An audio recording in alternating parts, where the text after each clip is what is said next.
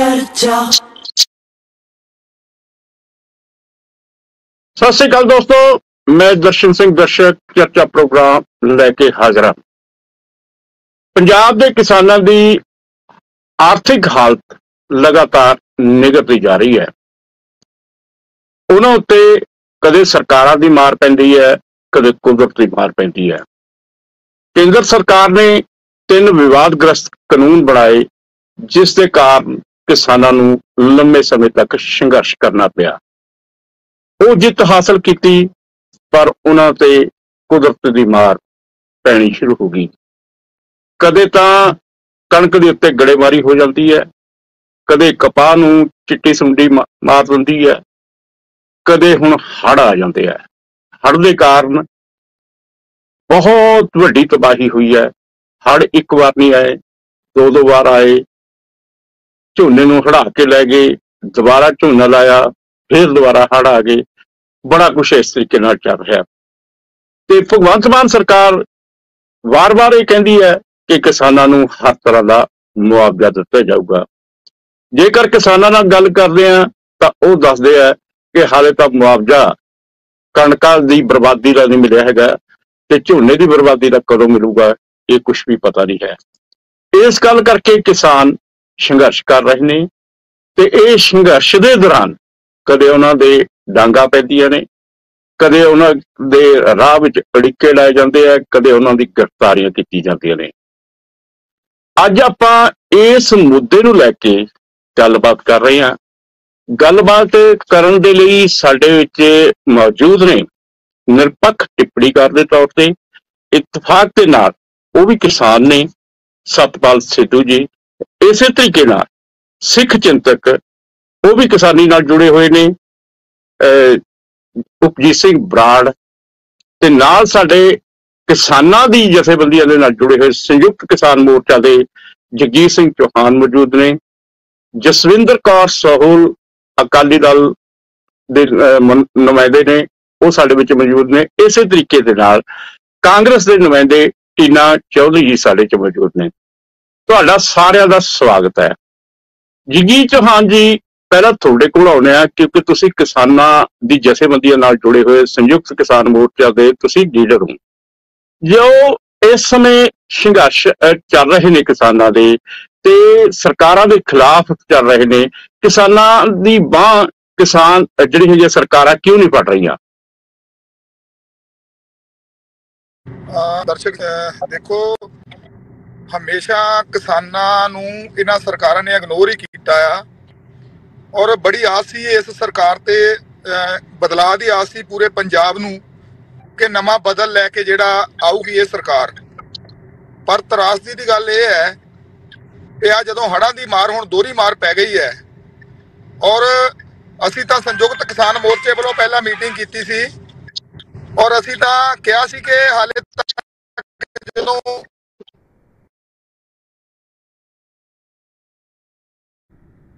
लगता आया सीगा तो संपर्क क्या सीगा कि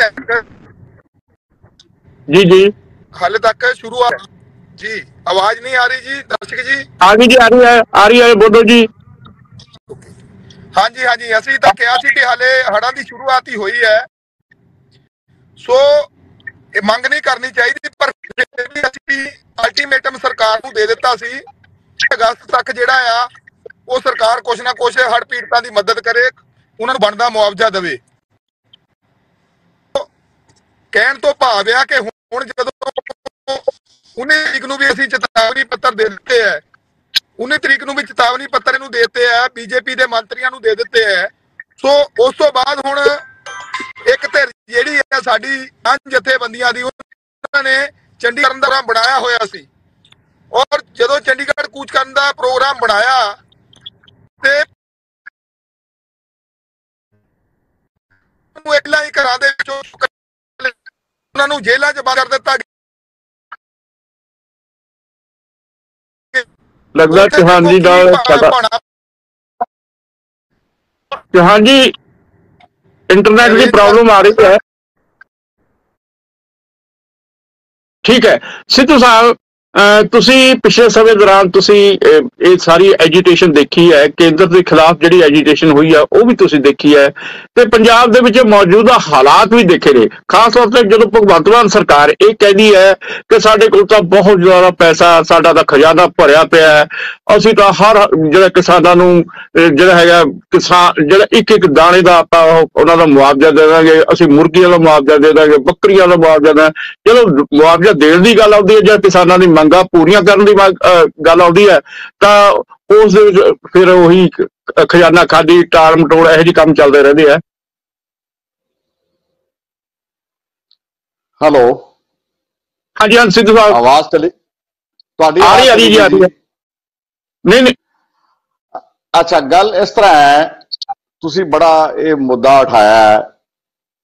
ਦੇਖੋ, ਜਿਹੜੀ ਕਿਸਾਨੀ ਹੈ ਨਾ, ਅਸਲ 'ਚ ਪੂਰੀ ਵਰਲਡ ਦੇ ਵਿੱਚ, ਮੈਂ ਗੱਲ ਕੱਲੇ ਹਿੰਦੁਸਤਾਨ ਦੀ ਨਹੀਂ ਕਰਦਾ, ਪੂਰੀ ਦੁਨੀਆ 'ਚ ਇੱਕ ਘਾਟੇ ਦਾ ਸੌਦਾ ਹੈ ਜੀ। ਉਹਦੇ ਕਾਰਨ ਬਹੁਤ ਵੱਖਰੇ ਵੱਖਰੇ ਨੇ।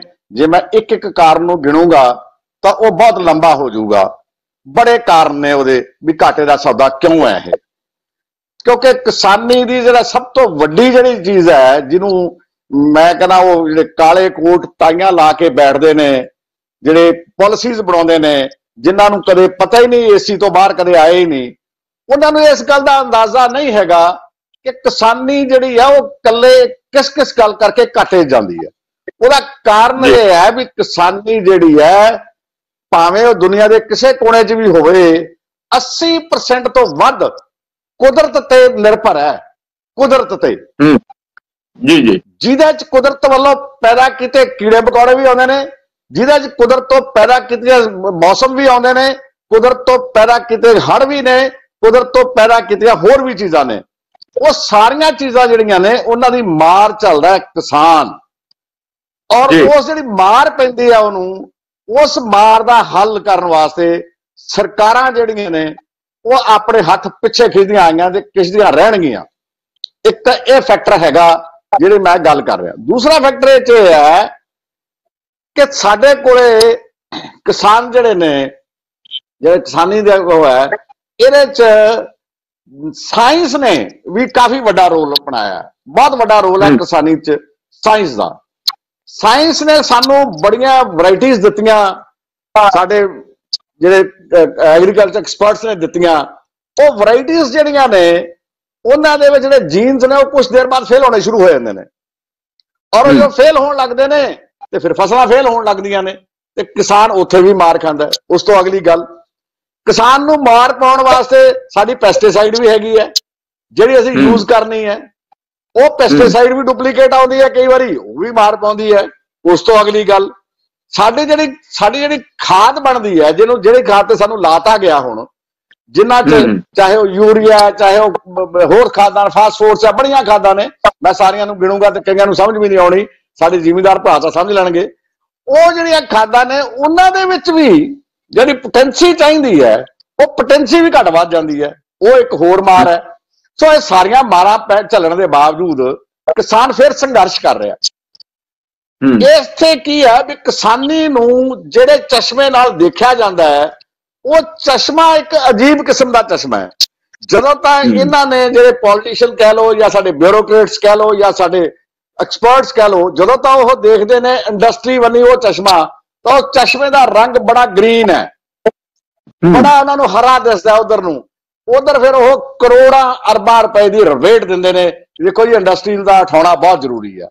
ਇੰਡਸਟਰੀ ਨੂੰ ਤਾਂ ਇਹਦੇ ਵਾਸਤੇ ਜਿਹੜਾ ਅਨਾਜ ਜਿਹਦੇ ਨਾਲ ਅਸੀਂ ਅੱਜ ਗਰੀਬ ਤੋਂ ਗਰੀਬ ਬੰਦੇ ਦਾ ਢਿੱਡ ਭਰਦੇ ਹਾਂ, ਬਿਲਕੁਲ ਥੜੀ ਪੱਧਰ ਤੇ ਆਏ ਬੰਦੇ ਦਾ ਢਿੱਡ ਭਰਦੇ ਹਾਂ, ਉਹਨੂੰ ਸਪੋਰਟ ਕਰਨ ਵਾਸਤੇ ਕਿਸੇ ਕੋਲੇ ਕੋਈ ਫੰਡ ਹੈ ਹੀ ਨਹੀਂ, ਨੰਬਰ 1। ਨੰਬਰ 2, ਜਿਹੜੇ ਫੰਡ ਦਿੱਤੇ ਜਾਂਦੇ ਨੇ ਉਹਨਾਂ ਦਾ ਐਡਾ ਵੱਡਾ ਆਸਾਨ ਕੀਤਾ ਜਾਂਦਾ ਹੈ ਕਿ ਦੇਖੋ ਜੀ, ਇਸ ਤਾਂ ਇੰਨੇ ਫੰਡ ਦੇਤੇ, ਉਹਦੇ ਚੋਂ ਮੈਂ ਦੱਸ ਦਿਆਂ, ਮੇਰੇ ਵੀਰ ਬੈਠੇ ਨੇ ਕਿਸਾਨ ਯੂਨੀਅਨ, ਮੈਨੂੰ ਗਲਤ ਹੋਵਾਂ ਤੇ ਮੈਨੂੰ ਕਰੈਕਟ ਵੀ ਕਰਨਗੇ। ਉਹ ਜਿਹੜੇ ਫੰਡਸ ਦਿੱਤੇ ਜਾਂਦੇ ਨੇ ਬਤੌਰ ਸਬਸਿਡੀ, ਉਹ ਸਬਸਿਡੀ ਦੇ ਵਿੱਚੋਂ 70% ਸਬਸਿਡੀ ਜਿਹੜੀ ਹੈ ਉਹ ਇੰਡਸਟਰੀ ਖਾ ਜਾਂਦੀ ਹੈ। ਹੁੰਦੀ ਕਿਸਾਨ ਦੀ ਹੈ ਨਾ, ਕਿਸਾਨ ਦੇ ਤੇ ਇਸ਼ੂ ਹੁੰਦੀ ਹੈ, ਖਾਂਦੀ ਹੈ ਇੰਡਸਟਰੀ। ਕੋਈ ਇੰਡਸਟਰੀ ਖਾਂਦੀ ਹੈ। ਸਾਡੀ ਜਿਹੜੀ ਜਿਹਨੂੰ ਅਸੀਂ ਕਹਿੰਦੇ ਆ ਮੈਨੂਫੈਕਚਰਿੰਗ ਇੰਡਸਟਰੀ ਜਿਹੜੀ ਹੈ, ਜਿਹੜਾ ਟਰੈਕਟਰ ਬਣਾਉਂਦੀ ਹੈ, ਜਿਹੜੀ ਸਾਡੀਆਂ ਹੋਰ ਸੰਦ ਬਣਾਉਂਦੀ ਆ ਉਹ ਖਾਂਦੀ ਹੈ, ਜਿਹੜੇ ਸਾਡੀਆਂ ਖਾਦਾਂ ਬਣਾਉਂਦੀ ਆ ਉਹ ਖਾਂਦੀ ਹੈ, ਜਿਹੜੇ ਸਾਡੇ ਹੋਰ ਪ੍ਰੋਡਕਸ਼ਨਸ ਕਰਦੇ ਆ ਉਹ ਖਾਂਦੇ ਨੇ। ਉਹ ਸਾਰੇ ਤੋਂ ਵਿੱਚੋਂ ਕਿਸਾਨ ਦੇ ਹੱਥ ਆ 20-25% ਸਬਸਿਡੀ ਆਉਂਦੀ ਹੈ, ਲੇਕਿਨ ਲੇਬਲ ਕੀ ਲੱਗਦਾ ਉਹਦੇ ਤੇ ਵੀ ਤੁਹਾਨੂੰ ਅਸੀਂ ਜੀ ਹਜ਼ਾਰਾਂ ਕਰੋੜਾਂ ਰੁਪਈਆ ਦੀ ਸਬਸਿਡੀ ਦੇਤੀ। ਇਹ ਗੱਲ ਵੀ ਹੈਗੀ। ਇੱਥੇ ਮੈਂ ਇੱਕ ਗੱਲ ਹੋਰ ਕਹਿ ਕੇ ਅਗਲੀ ਗੱਲ ਤੁਸੀਂ ਆਪੇ ਸ਼ੇਰੋਗੇ ਕਿ ਜਿਹੜਾ ਕੱਲ ਵਾਲਾ ਇੰਸੀਡੈਂਟ ਆ ਉਹਨੂੰ ਮੈਂ ਥੋੜਾ ਜਿਹਾ ਟੱਚ ਕਰਕੇ ਛੱਡ ਦਿਆਂ। ਉਸ ਇੰਸੀਡੈਂਟ ਦੇ ਵਿੱਚ ਮੈਂ ਬਾਅਦ ਚ ਐਕਸਪਲੇਨ ਕਰੂੰਗਾ। ਉਸ ਇੰਸੀਡੈਂਟ ਦੇ ਵਿੱਚ ਮੈਨੂੰ ਜੋ ਮੈਂ ਜਿੰਨਾ ਐਨਾਲਿਸਿਸ ਕਰ ਸਕਿਆ ਹੁਣ ਤੱਕ ਦੱਸਣ ਤੋਂ ਬਾਅਦ ਮੈਨੂੰ ਇਹ ਨਹੀਂ ਸਮਝ ਲੱਗੀ। ਮੂਵ ਤਾਂ ਸਾਰੀਆਂ ਕਿਸਾਨ ਯੂਨੀਅਨ ਵੱਖਰੇ ਵੱਖਰੇ ਥਾਵਾਂ ਤੋਂ ਹੋਈਆਂ ਨੇ, ਕਈ ਕਿਸਾਨ ਯੂਨੀਅਨ ਵੱਖਰੇ ਵੱਖਰੇ ਥਾਵਾਂ ਤੋਂ ਮੂਵ ਹੋਈਆਂ ਨੇ, ਲੇਕਿਨ ਲਾਠੀਚਾਰਜ ਸੰਗਰੂਰ ਹੋਇਆ। ਇਹ ਗੱਲ ਨੂੰ ਵਿਚਾਰਨ ਦੀ ਲੋੜ ਹੈ, ਇਸ ਗੱਲ ਨੂੰ ਦੇਖਣ ਦੀ ਲੋੜ ਹੈ। ਇਹਦੇ ਬਾਰੇ ਮੈਂ ਅਗਲੀ ਜਿਹੜੀ ਆਪਦੀ ਗੱਲਬਾਤ ਕਰੂੰਗਾ ਉਹਦੇ ਚ ਤੁਹਾਨੂੰ ਮੈਂ ਦੱਸੂਗਾ ਵੀ, ਕਿਉਂਕਿ ਮੈਂ ਇਹਦੇ ਚ ਕਾਫੀ ਪਿਛੋਕੜ ਫਰੋਲਣ ਦੀ ਕੋਸ਼ਿਸ਼ ਕੀਤੀ ਹੈ ਵੀ ਸੰਗਰੂਰ ਹੀ ਲਾਠੀਚਾਰਜ ਕਿਉਂ ਹੋਇਆ, ਬਾਕੀ ਜਗ੍ਹਾ ਦੇ ਵੀ ਤਾਂ ਰੁਕਾਵਟਾਂ ਪੈਦਾ ਹੋਈਆਂ ਨੇ, ਉੱਥੇ ਕੀ ਖਾਸ ਗੱਲ ਸੀ। ਇਸ ਗੱਲ ਦਾ ਮੈਂ ਅਗਲੇ ਐਕਸਪਲੇਨ ਕਰੂੰਗਾ। ਜੇਕਰ ਹੋਰ ਤੁਸੀਂ ਮੇਰੇ ਤੋਂ, ਮੈਂ ਕਹੂੰਗਾ ਮੇਰੇ ਦੂਜੇ ਭਰਾ ਵੀ ਬੋਲਣਗੇ। ਸਿੱਧੂ ਸਾਹਿਬ ਨੇ ਇੱਕ ਬਹੁਤ ਵੱਡਾ ਸਵਾਲ ਖੜਾ ਕਰ ਦਿੱਤਾ ਵੀ ਸੰਗਰੂਰ ਦੇ ਵਿੱਚ ਹੀ ਲਾਠੀਚਾਰਜ ਕਿਉਂ ਹੋਇਆ। ਇਸ ਤੋਂ ਇਲਾਵਾ ਉਹਨਾਂ ਨੇ ਇਹ ਵੀ ਦੱਸਿਆ ਕਿ ਕਿਸਾਨਾਂ ਨੂੰ ਜਿਹੜੀ ਇਹ ਮਾਰ ਪੈ ਰਹੀ ਹੈ ਸਿਰਫ ਹਿੰਦੁਸਤਾਨ ਦੇ ਵਿੱਚ ਹੀ ਨਹੀਂ ਜਾਂ ਪੰਜਾਬ ਦੇ ਵਿੱਚ ਨਹੀਂ, ਪੂਰੀ ਦੁਨੀਆ ਦੇ ਵਿੱਚ ਪੈ ਰਹੀ ਹੈ। ਉਹਦਾ ਕਾਰਨ ਇਹੀ ਹੈ ਕਿ ਜਿਹੜੀ ਆਰਥਿਕ ਨੀਤੀਆਂ ਨੇ ਉਹ ਤਾਂ ਏਸੀ ਕਮਰਿਆਂ ਦੇ ਵਿੱਚ ਬਣਾਈਆਂ ਜਾਂਦੀਆਂ ਨੇ, ਟਾਈ ਬੂਟ ਪਾ ਕੇ ਬਣਾਈਆਂ ਜਾਂਦੀਆਂ ਨੇ, ਤੇ ਉਹਨਾਂ ਨੂੰ ਇਹ ਨਹੀਂ ਪਤਾ ਹੁੰਦਾ ਹੈ ਕਿ ਅਸਲ ਦੇ ਵਿੱਚ ਖੇਤਾਂ ਦੀਆਂ ਡੌਲਾਂ, ਖੇਤਾਂ ਦੀਆਂ ਵੱਟਾਂ ਕਿਹੋ ਜਿਹੀਆਂ ਹੁੰਦੀਆਂ ਨੇ, ਉੱਥੇ ਕਿਸ ਤਰੀਕੇ ਨਾਲ ਕਣਕ ਬੀਜੀ ਜਾਂਦੀ ਹੈ, ਕਿਵੇਂ ਝੋਨਾ ਬੀਜਿਆ ਜਾਂਦਾ ਹੈ। ਇਸ ਸਮੇਂ ਹੁਣ ਇੱਕ ਬ੍ਰੇਕ ਦਾ ਸਮਾਂ ਹੋ ਰਿਹਾ ਹੈ, ਲੈਂਦੇ ਹਾਂ ਇੱਕ ਬ੍ਰੇਕ ਤੋਂ ਬਾਅਦ ਫਿਰ ਹਾਜ਼ਰ ਹੁੰਦੇ ਆ। ਚੌਹਾਨ ਸਾਹਿਬ, ਪਹਿਲਾਂ ਇੰਟਰਨੈਟ ਦਾ ਸੰਪਰਕ ਟੁੱਟ ਗਿਆ ਸੀਗਾ, ਤੁਸੀਂ ਸਿੱਧੂ ਸਾਹਿਬ ਦੀ ਵੀ ਗੱਲ ਸੁਣੀ ਹੈ ਤੇ ਤੁਸੀਂ ਭਗਵੰਤ ਮਾਨ ਸਰਕਾਰ ਬਾਰੇ ਗੱਲ ਕਰ ਰਹੇ ਸੀਗੇ ਕਿ ਤੁਹਾਨੂੰ ਬੜੀਆਂ ਆਸਾਂ ਸੀਗੀਆਂ ਕਿ ਇਹ ਸਰਕਾਰ ਕਿਸਾਨਾਂ ਦੀ ਬਾਂਹ ਫੜੂਗੀ, ਪਰ ਅਫਸੋਸ ਦੀ ਗੱਲ ਹੈ 1.5 ਸਾਲ ਹੋ ਗਿਆ ਕਿਸਾਨ ਉਸੇ ਤਰੀਕੇ ਨਾਲ ਐਜੀਟੇਸ਼ਨਾਂ ਕਰ ਰਹੇ ਨੇ, ਸੜਕਾਂ ਦੇ ਉੱਤੇ ਉਤਰੇ ਹੋਏ ਨੇ ਤੇ ਵਾਰ-ਵਾਰ ਮੀਟਿੰਗਾਂ ਵੀ ਹੁੰਦੀਆਂ ਨੇ, ਮੀਟਿੰਗਾਂ ਤੋਂ ਬਾਅਦ ਫੇਰ ਕੁਛ ਨਹੀਂ ਬਣਦਾ ਹੈਗਾ। ਕੀ ਗੱਲ ਹੈ ਚੌਹਾਨ ਸਾਹਿਬ? ਦੇਖੋ, ਮੈਂ ਦਰਸ਼ਕ ਜੀ ਪਹਿਲਾਂ ਗੱਲ ਕਰ ਰਿਹਾ ਸੀ, ਸੋਰੀ ਉਹ ਨੈਟਵਰਕ ਟੁੱਟ ਗਿਆ ਸੀ, ਉਹਦੇ ਵਿੱਚ ਕਿਤੇ ਆ ਰਿਹਾ ਮੈਂ। ਸੋ ਕਹਿਣ ਤੋਂ ਭਾਵ ਇਹ ਹੈਗਾ ਕਿ ਸਰਕਾਰਾਂ, ਜਿਸ ਤਰ੍ਹਾਂ ਅਸੀਂ ਪਿਛਲੀਆਂ ਸਰਕਾਰਾਂ ਨੂੰ ਬਦਲਾ ਲਿਆਉਣ ਦੀ ਕੋਸ਼ਿਸ਼ ਕੀਤੀ ਸੀ, ਕਿ ਬਦਲਾ ਲਿਆ ਕੇ ਇੱਕ ਨਵੀਂ ਸਰਕਾਰ ਲੈ ਕੇ ਆਈਏ। ਆ ਰਹੀ ਆਵਾਜ਼ ਜੀ? ਆ ਰਹੀ ਹੈ ਜੀ, ਆ ਰਹੀ ਹੈ। ਹਾਂਜੀ, ਇੱਕ ਨਵਾਂ ਬਦਲਾ ਲੈ ਕੇ ਆਈਏ, ਇੱਕ ਨਵਾਂ ਪੰਜਾਬ ਸਿਰਜੀਏ। ਪੰਜਾਬ ਦੇ ਲੋਕਾਂ ਨੂੰ ਆਸ ਸੀ। ਸੋ ਉਸ ਬਦਲ ਦੇ ਵਿੱਚੋਂ ਜਿਹੜੀਆਂ 92 ਸੀਟਾਂ ਲੋਕਾਂ ਨੇ ਦਿੱਤੀਆਂ ਆ, ਇਹ ਮੈਨੂੰ ਲੱਗਦਾ ਕਿਤੇ ਨਾ ਕਿਤੇ ਕਿਸਾਨੀ ਅੰਦੋਲਨ ਦਾ ਜਿਹੜਾ ਅਸਰ ਆ ਉਹ ਇਸ ਸਰਕਾਰ ਨੇ ਜਿਹੜਾ ਲਾਹਾ ਖੱਟਿਆ ਆ। ਸੋ ਇਹਨਾਂ ਦੀ ਕੋਈ ਏਡੀ ਕੀਤੀ ਕਮਾਈ ਮਿਹਨਤ ਨਹੀਂ ਸੀਗੀ ਕਿ ਜਿਹੜੇ 92 ਦੀਆਂ 92 ਸੀਟਾਂ ਲੈ ਗਏ। ਸੋ ਹਰ ਸੱਥ ਦੇ ਵਿੱਚ ਗੱਲ ਹੁੰਦੀ ਸੀ, ਹਰ ਸਟੇਜ ਤੇ ਗੱਲ ਹੁੰਦੀ ਸੀ, ਸਿੰਘੂ ਮੋਰਚੇ ਤੇ ਡੇਲੀ ਇਹ ਗੱਲ ਹੁੰਦੀ ਸੀ ਕਿ ਇੱਕ ਨਵਾਂ ਬਦਲਾਅ ਲੈ ਕੇ ਆਉਣਾ। 70 ਸਾਲ ਪਹਿਲਾਂ ਜਿਹਨਾਂ ਪਾਰਟੀਆਂ ਨੇ ਰਾਜ ਕੀਤਾ ਆ, ਉਹਨਾਂ ਨੇ ਭ੍ਰਿਸ਼ਟ ਜਿਹੜਾ ਆ ਪੂਰਾ ਪੰਜਾਬ ਨੂੰ ਕਰ ਦਿੱਤਾ ਹੈ, ਕਰਪਸ਼ਨ ਵਧਾ ਦਿੱਤੀ ਹੈ। ਸੋ ਕਹਿਣ ਤੋਂ ਭਾਵ ਉਸ ਬਦਲਾਅ ਦੇ ਵਿੱਚੋਂ ਨਵਾਂ ਬਦਲਾਅ ਨਿਕਲ ਕੇ ਆਇਆ ਇਹ। ਸੋ ਅੱਜ ਦੇ ਹਾਲਾਤਾਂ ਦੀ ਗੱਲ ਕਰੀਏ, ਦੇਖੋ ਮੁੱਖ ਮੰਤਰੀ ਸਾਹਿਬ ਤੇ ਇਹ ਗੱਲ ਕਹਿ ਰਹੇ ਸੀ ਕਿ ਅਸੀਂ ਤਾਂ ਕੋਈ ਧਰਨਾ ਹੀ ਨਹੀਂ ਲੱਗਣ ਦੇਣਾ, ਸਾਡੀ ਸਰਕਾਰ ਆਜੂ, ਅਸੀਂ ਤਾਂ ਬਿਲਕੁਲ ਜਿਹੜਾ ਬਿਨਾਂ ਗਰਦਾਵਰੀ ਕੀਤਿਆਂ ਜਿਹੜਾ ਮੁਆਵਜ਼ਾ ਕਿਸਾਨਾਂ ਦੇ ਖਾਤਿਆਂ ਦੇ ਵਿੱਚ 20-20 ਰੁਪਏ ਪਾ ਦਾਂਗੇ। ਸੋ ਇਹੋ ਜਿਹੀਆਂ ਤੇ ਐਲਾਨਬਾਜ਼ੀਆਂ ਪਹਿਲਾਂ ਸਾਡੇ ਮੁੱਖ ਮੰਤਰੀ ਸਾਹਿਬ ਨੇ ਕੀਤੀਆਂ। ਸੋ ਲੋਕੀ ਵਿੱਚ ਆ ਗਿਆ ਕਿ ਨਵਾਂ ਬਦਲ ਆਏਗਾ, ਨਵੀਂ ਖੁਸ਼ਹਾਲੀ ਆਏਗੀ। ਸੋ ਹੁਣ ਮੌਕੇ ਦੀ ਗੱਲ ਦੇਖੋ, ਹੜ੍ਹਾਂ ਦੀ ਮਾਰ ਬੜੀ ਵੱਡੀ ਪਈ ਹੈ ਔਰ ਕੋਈ ਸਰਕਾਰ ਵੱਲੋਂ ਪੁਖਤਾ ਪ੍ਰਬੰਧ ਨਹੀਂ ਸੀਗੇ। ਕੋਈ ਨਾਲਿਆਂ ਦੀ ਸਫਾਈ ਨਹੀਂ ਹੋਈ, ਕੋਈ ਨਹਿਰਾਂ ਦੀ ਸਫਾਈ ਨਹੀਂ ਹੋਈ, ਕੋਈ ਜਿਹੜੇ ਪਾਣੀ ਦੇ ਵਹਾਅ ਵਾਲੇ ਰਸਤੇ ਸੀ ਉਹਨਾਂ ਦੀ ਸਫਾਈ ਨਹੀਂ ਹੋਈ, ਕੋਈ ਤੁਸੀਂ ਬੰਨਾਂ ਦੇ ਉੱਪਰ ਕੋਈ ਮਿੱਟੀ ਨਹੀਂ ਲਾਈ ਗਈ। ਅਵੇਖੀ ਸੀ ਸਰਕਾਰ। ਔਰ ਜੇ ਪ੍ਰਧਾਨ ਮੁੱਖ ਮੰਤਰੀ ਸਾਹਿਬ ਸਾਡੇ ਜਦੋਂ MP ਸੀ ਉਦੋਂ ਤਾਂ ਬੜੀਆਂ ਬਾਹਾਂ ਕੱਢ ਕੇ ਗੱਲਾਂ ਕਰਦੇ ਸੀ, ਵਿਰੋਧੀ ਧਿਰਾਂ ਦੇ ਉੱਪਰ ਸਵਾਲ ਚੱਕਦੇ ਹੁੰਦੇ ਸੀ ਕਿ ਕਿਸਾਨਾਂ ਵਾਸਤੇ ਕੁਝ ਕਰਦੇ ਨਹੀਂ, ਕਿ ਹੜ੍ਹ ਪੀੜਤਾਂ ਵਾਸਤੇ ਕੁਝ ਕਰਦੇ ਨਹੀਂ, ਅਗਾਊਂ ਪ੍ਰਬੰਧ ਕੀਤੇ ਨਹੀਂ। ਪਰ ਇਹ ਸਰਕਾਰ ਦੀ ਨਲਾਇਕੀ ਦੇਖੋ, ਇਹਨਾਂ ਦੇ ਸਾਰੇ ਪ੍ਰਬੰਧ ਫੇਲ ਹੋ ਗਏ। ਹੜ੍ਹ ਆ ਗਿਆ, ਇਹਨਾਂ ਕੋ ਆਪਣੇ ਕਿਸ਼ਤੀਆਂ ਬੋਰਡ ਤੱਕ ਨਹੀਂ ਸੀਗੇ।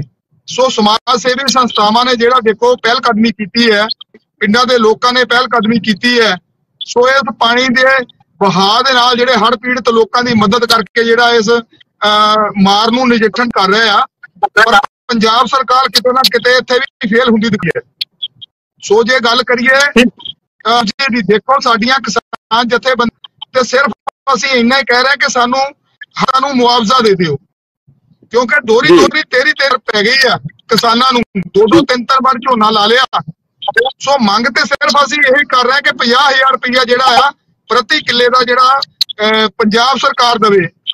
ਔਰ ਦੂਜਾ, ਕਿਸੇ ਦਾ ਕੋਈ ਡੰਗਰ ਦਾ ਨੁਕਸਾਨ ਹੋ ਗਿਆ, ਕੋਈ ਹੋਰ ਨੁਕਸਾਨ ਹੋ ਗਿਆ, ਸੋ ਉਹਨੂੰ ਘੱਟੋ ਘੱਟ 80,000 ਜਾਂ ਲੱਖ ਰੁਪਏ ਦਿੱਤਾ ਜਾਵੇ। ਜੇ ਕਿਸੇ ਦਾ ਜਾਨੀ ਨੁਕਸਾਨ ਹੋਇਆ ਉਹਨੂੰ 10 ਲੱਖ ਰੁਪਇਆ ਦਿੱਤਾ ਜਾਵੇ। ਸੋ ਜੇ ਕਿਸੇ ਦਾ ਮਕਾਨ ਦਾ ਢਹਿ ਹੋ ਗਿਆ ਤੇ ਉਹਨੂੰ 5 ਲੱਖ ਰੁਪਇਆ ਦਿੱਤਾ ਜਾਵੇ। ਗੱਲ ਤੇ ਸਿਰਫ ਇੰਨੀ ਸੀ। ਸੋ ਆ ਜਿਹੜਾ ਹੁਣ ਸੰਗਰੂਰ ਦੇ ਵਿੱਚ ਜਿਹੜਾ ਤਸ਼ੱਦਦ ਕੀਤਾ ਗਿਆ ਪੁਲਿਸ ਵੱਲੋਂ, ਇੱਕ ਲਾਠੀ ਚਾਰਜ ਕੀਤਾ ਗਿਆ। ਦੇਖੋ ਧਰਨੇ ਤੇ ਪਹਿਲਾਂ ਵੀ ਲੱਗਦੇ ਸੀ, ਮੁਜ਼ਾਹਰੇ ਪਹਿਲਾਂ ਵੀ ਹੁੰਦੇ ਸੀ, ਇਹ ਕੋਈ ਨਵਾਂ ਮੁਜ਼ਾਹਰਾ ਨਹੀਂ ਹੋਇਆ। ਸੋ ਉਹਦੇ ਉੱਪਰ ਲਾਠੀਚਾਰਜ ਕਰ ਦਿੱਤਾ ਗਿਆ, ਬੈਰੀਕੇਡ ਲਾ ਦਿੱਤੇ ਗਏ। ਸਿਰਫ ਉਹ ਟੋਲ ਤੇ ਸੀ ਕਿ ਅਸੀਂ ਟੋਲ ਤੇ ਜਾ ਕੇ ਧਰਨਾ ਲਾਉਣਾ, ਕਿਉਂਕਿ ਪਹਿਲਾਂ ਤਿਆਰੀ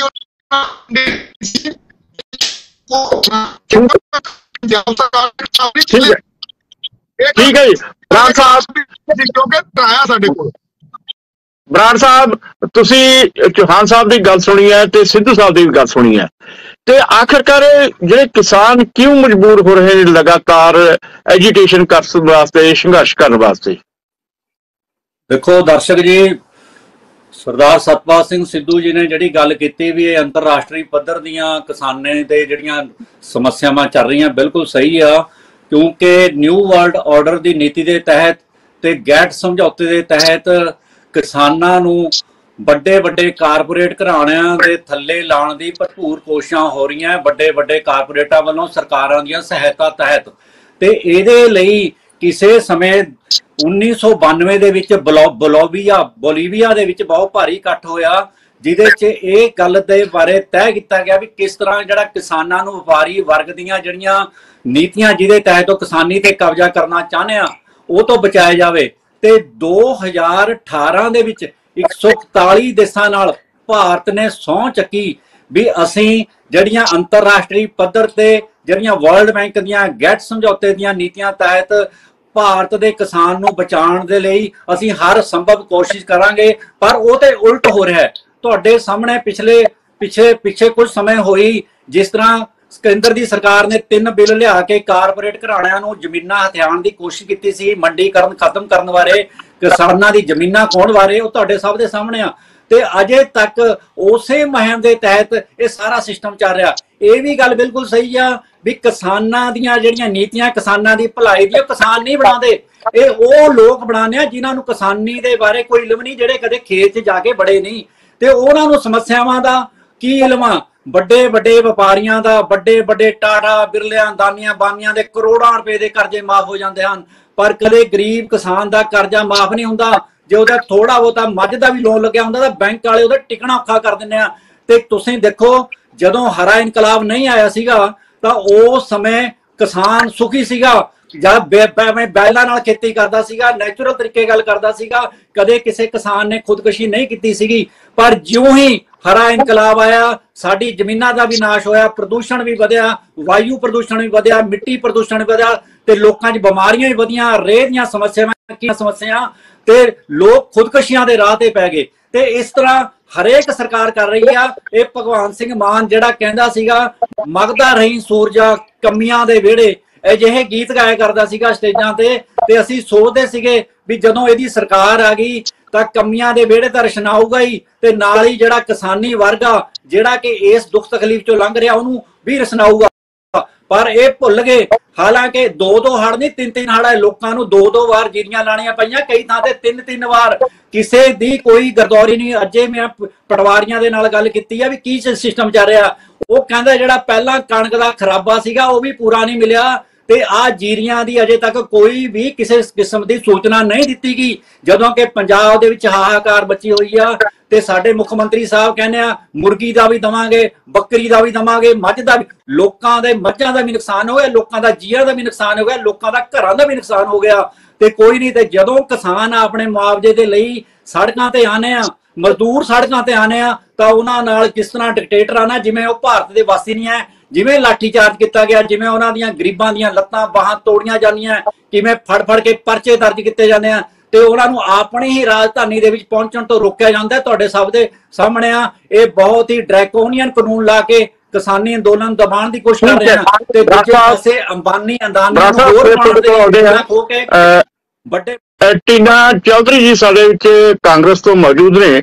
ਟੀਨਾ ਜੀ, ਤੁਸੀਂ ਜਿਹੜੀ ਮੌਜੂਦਾ ਭਗਵੰਤ ਮਾਨ ਸਰਕਾਰ ਹੈ, ਕਿਸਾਨਾਂ ਪ੍ਰਤੀ ਉਹਦੀ ਜਿਹੜੀ ਨੀਤੀ ਹੈ ਉਸ ਨੂੰ ਤੁਸੀਂ ਕਿਸ ਤਰੀਕੇ ਨਾਲ ਦੇਖਦੇ ਹੋ? ਤੁਹਾਡੀ ਵਿਰੋਧੀ ਧਿਰ ਹੈ ਕਾਂਗਰਸ, ਕਿਸ ਤਰ੍ਹਾਂ ਸੋਚਦੀ ਹੈ?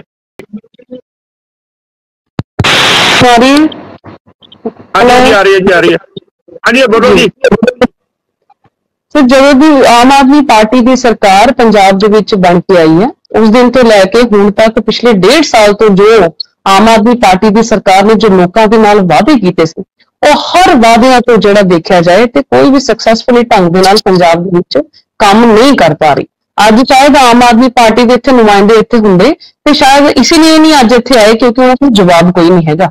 ਕਿਉਂਕਿ ਐਸੇ ਹਾਲਾਤ ਪੰਜਾਬ ਦੇ ਵਿੱਚ ਉਦੋਂ ਪੈਦਾ ਹੁੰਦੇ ਨੇ ਜਦੋਂ ਪੰਜਾਬ ਦੇ ਮੁੱਖ ਮੰਤਰੀ ਵੱਲੋਂ ਐਸੀਆਂ ਸਟੇਟਮੈਂਟਾਂ ਔਰ ਐਸੇ ਆਸ਼ਵਾਸਨ ਦਿਲਾਏ ਜਾਂਦੇ ਨੇ ਲੋਕਾਂ ਨੂੰ ਕਿ ਅਸੀਂ ਇੰਨਾ ਮੁਆਵਜ਼ਾ ਦੇਵਾਂਗੇ, ਅਸੀਂ ਘਰ ਪੁੱਜਣ ਤੋਂ ਪਹਿਲੇ ਤੁਹਾਡੇ ਖਾਤਿਆਂ ਦੇ ਵਿੱਚ ਪੈਸੇ ਪਹੁੰਚਾਵਾਂਗੇ, ਅਸੀਂ ਬੱਕਰੀਆਂ ਹੋਣ ਚਾਹੇ ਮੁਰਗੀਆਂ ਹੋਣ, ਹਰ ਚੀਜ਼ ਦਾ ਜਿਹੜਾ ਹੈਗਾ ਮੁਆਵਜ਼ਾ ਤੁਹਾਨੂੰ ਘਰ ਬੈਠੇ ਦਵਾਵਾਂਗੇ। ਤੇ ਐਸੇ ਕਿਸਾਨਾਂ ਦੇ ਨਾਲ ਧੱਕਾ ਕਰਨਾ ਜੋ ਆਲਰੇਡੀ ਸੰਘਰਸ਼ ਨਾਲ ਲੜਾਈ ਲੜਦਾ ਆ ਰਿਹਾ, ਸ਼ਹਾਦਤਾਂ ਦਿੰਦਾ ਆ ਰਿਹਾ ਆਪਣੇ ਹੱਕਾਂ ਨੂੰ ਪਾਉਣ ਵਾਸਤੇ, ਉਹਨਾਂ ਨਾਲ ਐਸੇ ਝੂਠੇ ਵਾਅਦੇ ਕਰਕੇ ਤੁਸੀਂ ਆਪ ਭੜਕਾਊ ਚੀਜ਼ਾਂ ਤੁਸੀਂ ਮਾਹੌਲ ਪੰਜਾਬ ਦੇ ਵਿੱਚ ਖੁਦ ਪੈਦਾ ਕਰ ਰਹੇ ਹੋ। ਜਿੱਥੇ ਮੈਨੂੰ ਲੱਗਦਾ ਕਿ ਜਿਹੜੇ ਕਿਸਾਨ ਆਗੂ ਕੱਲ ਜਿਹੜੇ ਸ਼ਹੀਦ ਹੋਏ ਨੇ ਸੰਗਰੂਰ ਦੇ ਵਿੱਚ, ਉਹ ਇੱਕ ਬਹੁਤ ਮੰਦਭਾਗੀ ਘਟਨਾ। ਇਹ ਹੁਣ ਕਹਿ ਲਓ ਕਿ ਦਰਿੰਦਗੀ ਤੇ ਉਤਰ ਆਈ ਹੈ ਪੰਜਾਬ ਸਰਕਾਰ, ਜਿਨ੍ਹਾਂ ਨੇ ਖਾਸ ਤੌਰ ਤੇ ਕਿਸਾਨਾਂ ਨਾਲ ਜੋ ਵਾਅਦੇ ਕੀਤੇ ਸੀ। ਔਰ ਮੁੱਖ ਮੰਤਰੀ ਕਹਿੰਦੇ ਨੇ ਕਿ ਮੈਂ ਖੁਦ ਇੱਕ ਕਿਸਾਨ ਦਾ ਪੁੱਤਰ, ਮੈਂ ਖੁਦ ਇੱਕ ਮਾਸਟਰ ਦਾ ਪੁੱਤਰ ਹਾਂ।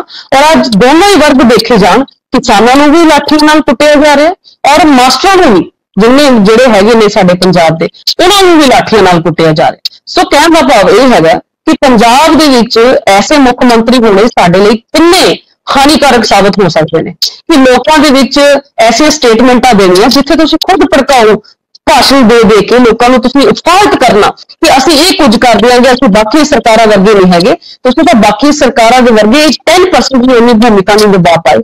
ਜਿੱਥੇ ਮੈਨੂੰ ਲੱਗਦਾ ਕਿ 92 MLA ਦਾ ਐਡਾ ਵੱਡਾ ਮੰਡੇਟ ਪੂਰੀ ਹਿਸਟਰੀ 'ਚ ਕਦੀ ਨਹੀਂ ਕਿਸੇ ਸਰਕਾਰ ਨੂੰ ਮਿਲਿਆ, ਔਰ ਅੱਜ ਵੀ ਇਹਨਾਂ ਨੂੰ ਮਿਲਿਆ। ਅੱਜ 92 ਦੇ 92 MLA ਜਿਹੜੇ ਹੈਗੇ ਨੇ ਸਿਰਫ ਫੋਟੋ ਸ਼ੂਟਾਂ ਦੇ ਵਿੱਚ ਬਿਜ਼ੀ ਨੇ, ਕੁੜਤੇ ਚੁੱਕ ਕੇ, ਪਜਾਮੇ ਚੁੱਕ ਕੇ, ਉੱਥੇ ਚਿੱਕੜ ਨਾਲ ਲਵੇੜ ਕੇ ਔਰ ਫੋਟੋਆਂ ਖਿਚਾਉਣ ਦੇ ਵਿੱਚ ਇੰਨੇ ਜ਼ਿਆਦਾ ਬਿਜ਼ੀ ਨੇ ਕਿ ਪੰਜਾਬ ਦੇ ਲੋਕ ਮੁਆਵਜ਼ਾ ਮੰਗਣ ਵਾਸਤੇ, ਆਪਣੀ ਸ਼ਹਾਦਤਾਂ ਦੇਣ ਵਾਸਤੇ ਮਜਬੂਰ ਹੋ ਰਹੇ ਨੇ। ਔਰ ਫਿਰ ਦੂਸਰੇ ਪਾਸੇ ਕੀ ਸੁਣਨ ਨੂੰ ਆਉਂਦਾ ਕਿ ਸੈਂਟਰ ਸਰਕਾਰ ਸਾਨੂੰ ਪੈਸੇ ਨਹੀਂ ਦੇ ਰਹੀ, ਸੈਂਟਰ ਸਰਕਾਰ ਸਾਨੂੰ ਪੈਸੇ ਨਹੀਂ ਦੇ ਰਹੀ। ਤੁਸੀਂ ਤਾਂ ਆਪ ਕਹਿੰਦੇ ਹੋ ਕਿ ਅਸੀਂ ਭੀਖ ਨਹੀਂ ਮੰਗਾਂਗੇ, ਅਸੀਂ ਆਪਣੇ ਹੱਕ ਦਾ ਪੈਸਾ ਮੰਗਾਂਗੇ, ਔਰ ਬਾਰ-ਬਾਰ ਤੁਸੀਂ ਇਹ ਕਹਿ ਰਹੇ ਹੋ ਕਿ ਅਸੀਂ ਸੈਂਟਰ ਕੋਲੋਂ ਪੈਸੇ ਨਹੀਂ ਲੈਣੇ ਜੀ, ਅਸੀਂ ਨਹੀਂ ਮੰਗਦੇ ਪੈਸੇ। ਸਾਨੂੰ ਪੰਜਾਬ ਦੇ ਲੋਕਾਂ ਨੂੰ ਇੰਨੇ ਜ਼ਿਆਦਾ ਜਿਹੜੇ ਤੁਸੀਂ ਐਸੇ ਮਾਹੌਲ ਜੇ ਬਣ ਗਏ, ਜੋ ਚਾਹੇ ਨੈਚੁਰਲ ਕੈਲੈਮਿਟੀਜ਼ ਕਰਕੇ ਬਣ ਗਏ। ਤੇ ਸਭ ਤੋਂ ਪਹਿਲੇ ਤੇ ਇਹ ਗੱਲ ਹੈ ਕਿ ਪੰਜਾਬ ਸਰਕਾਰ ਨੂੰ ਇਹ ਸਵਾਲ ਪੁੱਛਣਾ ਚਾਹੀਦਾ, ਜੇ ਹੜ੍ਹਾਂ ਦੇ ਮੁਆਵਜ਼ੇ ਜਾਂ ਹੜ੍ਹਾਂ ਦੇ ਤੁਸੀਂ ਇੰਨੀਆਂ ਚੀਜ਼ਾਂ ਲੋਕਾਂ ਦਾ ਨੁਕਸਾਨ ਹੋ ਗਿਆ, ਇਹ ਹੋਇਆ ਕਿਸ ਕਰਕੇ? ਇਹਦੀ ਵਜ੍ਹਾ ਪੰਜਾਬ ਸਰਕਾਰ ਖੁਦ ਵੀ ਹੈਗੀ ਹੈ। ਇੱਕ ਤਾਂ ਨੈਚੁਰਲ ਕੈਲੈਮਿਟੀ ਤਾਂ ਹੈ ਹੀ ਹੈ, ਇੱਕ ਜਿਹੜਾ ਕਹਿ ਲਓ ਕਿ ਹਿਊਮਨ ਜਿਹੜੀ ਕੈਲੈਮਿਟੀ ਜਿਹੜੀ ਇਸ ਪੰਜਾਬ ਸਰਕਾਰ ਨੇ ਕੀਤੀ ਹੈ, ਉਹ ਹੈਗੀ ਹੈ ਮਿੱਟੀ ਦਾ ਵਪਾਰ ਕਰਕੇ। ਪੰਜਾਬ ਦੇ ਵਿੱਚ ਜੋ ਮਿੱਟੀ ਦਾ ਵਪਾਰ ਪੰਜਾਬ ਸਰਕਾਰ ਨੇ ਜੋ ਕੀਤਾ ਔਰ ਵਿਦਾਊਟ ਮਾਈਨਿੰਗ ਪਲਾਨ ਕੀਤਾ, ਵਿਦਾਊਟ ਇਨਵਾਇਰਨਮੈਂਟਲ ਕਲੀਅਰੈਂਸ ਕੀਤਾ, ਅੱਜ ਇਹ ਹਾਲਾਤ ਬਣੇ ਕਿ ਪੰਜਾਬ ਦੇ ਨੈਚੁਰਲ ਬੈਰੀਅਰਸ ਖਤਮ ਕਰ ਦਿੱਤੇ ਗਏ ਔਰ ਬੰਨ ਟੁੱਟ ਗਏ। ਔਰ ਬੰਨ ਟੁੱਟਣ ਵਾਸਤੇ ਉਹਨਾਂ ਕੋਲ ਮਿੱਟੀ ਵਾਸਤੇ ਕੋਈ ਕੰਮ ਕਰਨ ਵਾਸਤੇ ਜਾਂ ਕੋਈ ਸਟਾਕ ਨਹੀਂ ਹੈ। ਹਾਂ, ਵੇਚਣ ਵਾਸਤੇ ਸਟਾਕ ਜ਼ਰੂਰ ਹੈਗਾ, ਕਮਾਈਆਂ ਦੇ ਸਾਧਨ ਬਣਾਏ ਹੋਏ ਨੇ, ਪਰ ਲੋਕਾਂ ਨੂੰ ਮੁਆਵਜ਼ੇ ਦੇਣ ਵਾਸਤੇ ਸੈਂਟਰ ਸਰਕਾਰ ਅੱਗੇ ਆਕੜਾ ਕਰਦੇ ਹੋਏ ਨਜ਼ਰ ਆਉਂਦੇ ਨੇ। ਔਰ ਦੇਖਿਆ ਕਿ ਜਾ ਸਕਦਾ ਹਵਾਈ ਜਹਾਜ਼ ਦੇ ਝੂਟੇ ਲੈ ਕੇ ਅਰਵਿੰਦ ਕੇਜਰੀਵਾਲ ਜੀ ਛੱਤੀਸਗੜ੍ਹ 'ਚ ਲੈ ਕੇ ਜਾ ਰਹੇ ਨੇ। ਕੀ ਦੇਖਿਆ ਜਾ ਸਕਦਾ? ਪਾਰਟੀ ਦਾ ਚੋਣ ਪ੍ਰਚਾਰ ਕਰ ਰਹੇ ਨੇ ਔਰ ਆਪਣਾ ਪੰਜਾਬ ਪਾਣੀ 'ਚ ਡੁੱਬਿਆ ਪਿਆ। ਆਪਣੇ ਪੰਜਾਬ ਦੇ ਕਿਸਾਨ ਜਿਹੜੇ ਆ ਸ਼ਹਾਦਤਾਂ ਦੇ ਰਹੇ ਨੇ, ਉਹ ਘੱਟੋ ਘੱਟ ਪੰਜਾਬ ਦੇ ਮੁੱਖ ਮੰਤਰੀ ਪੰਜਾਬ 'ਚ ਤਾਂ ਰਹਿਣ, ਦੱਸਣ ਤਾਂ ਸਹੀ। ਔਰ ਫੋਟੋਆਂ ਖਿਚਾਉਣ ਨਾਲ ਔਰ ਕਿਸ਼ਤੀਆਂ ਦੇ ਵਿੱਚ ਝੂਟੇ ਲੈਣ ਨਾਲ ਕੀ ਸਾਬਿਤ ਕਰਨਾ ਚਾਹੁੰਦੇ ਹੋ ਤੁਸੀਂ? इस तरीके दे नाल इह हड़ां दे हालात जो मुआवजे है ये दिते जा सकते हैं किसानों नूं। और तुसीं क्यों कह रहे हो बार बार कि हाँ जी सानू सेंटर सरकार को पैसा नहीं चाहिए? ਤੁਹਾਡੇ ਕੋਲ है की है? ਤੁਸੀਂ ਹੁਣ तक 40-40 हज़ार करोड़ के कर्जे लैके अज पंजाब ਨੂੰ चला रहे हो और ਤੁਸੀਂ हजे भी आंकड़ा दिखा रहे हो कि सानू कोई मुआवजे लैण वास्ते पैसे हत्थ मंगण अड्डण की लोड़ नहीं हैगी। हिमाचल ਦੇ ਵਿੱਚ नितिन गडकरी जी ਨੂੰ हिमाचल ਦੇ मुख मंत्री साहब ने सुखू जी ने ਉਹਨਾਂ ਨੂੰ पूरा ਹੈਲੀਕਾਪਟਰ ਵਿੱਚ दौरा कराया कि देखो हिमाचल ਦੇ ਵਿੱਚ ਕਿੰਨਾ ਨੁਕਸਾਨ ਹੋ ਗਿਆ, ਸਾਨੂੰ जल्द तो जल्द किश्त प्रोवाइड की जाए। ਇੱਥੇ ਪੰਜਾਬ ਦੇ ਵਿੱਚ ਇਹ ਆਪਣੀ ਅਰਵਿੰਦ ਕੇਜਰੀਵਾਲ ਨੂੰ ਆਕਾਂ ਨੂੰ ਬਾਕੀਆਂ ਸਟੇਟਾਂ ਦੇ ਵਿੱਚ ਘੁਮਾ ਰਹੇ ਨੇ, ਜਿੱਥੇ ਕੀ ਸਾਬਤ ਹੁੰਦਾ ਕਿ ਪੰਜਾਬ ਦੀ ਪਰਵਾਹ ਨਹੀਂ ਹੈ। ਝੂਠੇ ਇਸ਼ਤਿਹਾਰ लगाना, इस समय किसान बहुत ज्यादा दुखी ने। इस गल करके किसानों की बांह फड़ी जानी चाहिए है। खास तौर पर जी मौजूदा सरकार है उस दे उत्ते तां बहुत सारिया आसा सीगियां पर वो आसा जी सफल होंदियां नजर नहीं आ रही है। हुण एक ब्रेक का समा होने जा रहा है, लैने एक ब्रेक तो बाद फिर हाजिर होने आ। ते जिस तरीके दे नाल सारे ही बुलारे ये कह रहे हैं कि किसानां दी बांह अज फड़न दी बहुत ज्यादा लोड़ है। ते इस मौके दे उत्ते जेकर साडे मुख मंत्री अपने सियासी मफादा की खातर दूजे सूबे के चक्कर लाउंदे ने, उत्थे चोण प्रचार वास्ते जाते या चोण प्रचार की तैयारियां वास्ते जाते ने, तां यह एक बहुत ही मंदभागी गल है।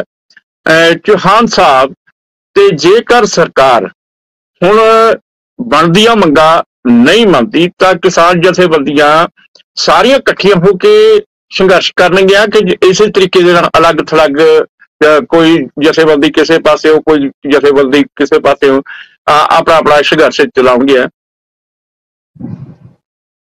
दर्शक जी देखो, पहला भी किसान जथेबंदियां इकट्ठियां नहीं सी जदों आ मोदी साहब नाल पंगा पिया सीगा, ते हुण भी हाल होए आ। अंदोलन तो बाद फिर बिखर गई किसान जथेबंदियां। सरकार ने काफी कोशिशां कीतियां, एजेंसियां ने काफी कोशिशां कीतियां कि जथेबंदियां नूं पाड़ दिता है। मैनूं लगदा है कि वो माहौल बनता जा रहा है, वो माहौल हुण छेती बनना, इन्हां ने आप ही बना लेना वो माहौल। फिर किसान जथेबंदियां एक मंच ते इकट्ठियां हो जाणियां आ। और जे इन्हां ने गल ना मन्नी, देखो अज असीं प्रेस कॉन्फ्रेंस कीती है लौंगोवाल दे विच, उत्थों ही तुरे आ रहे हैं असीं, और असीं ते सरकार नूं चेतावनी दे दित्ती है कि भाई जिहड़े गिरफ्तार कीते तुसीं किसान आ, किसान आगू आ, उन्हां नूं जल्द तो जल्द रिहा कर दिओ। जिहड़ा शहीद परिवार है और उन्होंने शहीदी का दर्जा दिओ। और दूजी गल है कि हड़ प्रभावित इलाके दे विच जिन्ने भी पीड़ित किसान आ उन्होंने मुआवजा दिओ। और जिहड़े 307 दे देखो दर्शक जी, उत्थे 307 दे केस किसानां दे उपर पा दित्ते है। नलायकी दी है, नलायकी पुलिस प्रशासन दी है, ते केस जिहड़े किसानां दे उपर 307 दे पा दित्ते है। सो परचे कट दित्ते है, परचे इन्हां नूं क्या लै लो, और नहीं तो फिर साडी 2 तरीक नूं Chandigarh all India national coordination committee की मीटिंग होगी और उहदे विच फिर इकट्ठे होकर जिहड़ा फैसला लवांगे फिर दा करना की है और किहड़े तरीके नाल चलना है।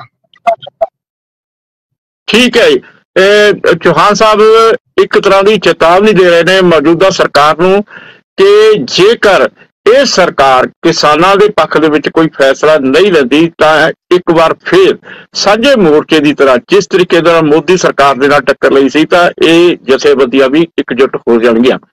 बराड़ साहब, ते जिस तरीके दे नाल हुण तुसीं हालात बनते जा रहे ने, सरकार कोई कहना नहीं मनती, इस नूं तुसीं किस तरीके नाल लैंदे हो जी? मैं बड़ा क्लीयर दसना चाहना भी सरकार दियां जिहड़ियां आउण तो पहला नीतियां होरां ते बाद दे विच होरां यही सरकारां कहा करदियां सीगियां भी एक बार गड़े मारी हुई दिल्ली च असीं नाल दी नाल असीं 25,000 रुपया जाके देता, असीं ये करता वो करता।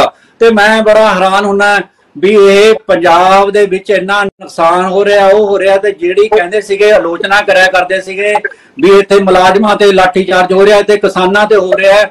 जिस ये साडी सरकार आई तो अजिहा कुछ नहीं होगा। ये बिल्कुल टीना चौधरी जी ने बिल्कुल सही गल कही है, ना इन्हां ने अध्यापक बख्शे ते ना ही किसान बख्शे।